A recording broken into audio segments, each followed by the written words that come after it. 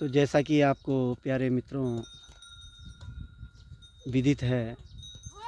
कि किसान की ज़िंदगी एक बेबस ज़िंदगी है। किसान दिन और रात मेहनत करके भी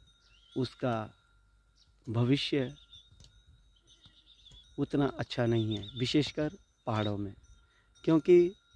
पहाड़ों में जो छोटी छोटी खेती है, छोटे छोटे खेत है, सीढ़ीनुमा खेत हैं और जो बिखरी हुई खेती है, उससे पहाड़ का किसान बहुत ही परेशान और बेबस और लाचार है। अगर उत्तराखंड सरकार और भारत सरकार खेती को संग्रह करने का कार्य करे तो शायद हो सकता है, चकबंदी जिसको कहा जाता है, तो शायद हो सकता है कि किसानों का भला हो सके और उनकी बिखरी हुई खेती एक साथ अगर हो जाए तो उन्हें काफ़ी कुछ फ़ायदा हो सकता है। तो मेरा शासन एवं प्रशासन से भी अनुरोध है और भारत सरकार से भी अनुरोध है कि जो पहाड़ों में, वो उत्तराखंड हो या हिमाचल हो या अरुणाचल हो या सिक्किम हो या ऐसे जितने भी पहाड़ी राज्य हैं और पहाड़ी क्षेत्र है, उनमें सभी किसान आज बिखरी हुई खेती के प्रति बहुत परेशान हैं, बहुत लाचार हैं। हमारा शासन और प्रशासन से और भारत सरकार से अनुरोध है कि वह पहाड़ी राज्यों में किसानों को जो उनकी बिखरी हुई खेती है, वहाँ चकबंदी कार्यक्रम अगर किया जाए तो मुझे लगता है, आशा ही नहीं अपितु पूर्ण विश्वास के साथ मैं कह सकता हूँ कि पहाड़ का किसान एक अच्छा किसान हो सकता है, एक सशक्त किसान हो सकता है। और पहाड़ों की एक विशेषता है कि यहाँ पे जितने भी लोग पहाड़ों में खेती करते हैं वह ऑर्गेनिक खेती करते हैं, जबकि पहाड़ों में फर्टिलाइज़र बहुत ही कम लोग यूज करते हैं। तो इस प्रकार से पहाड़ों में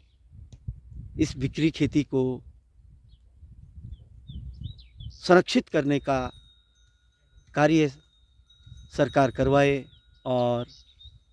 पहाड़ों का किसान मजबूत बने, ऐसी हम भारत सरकार और उत्तराखंड सरकार से अपना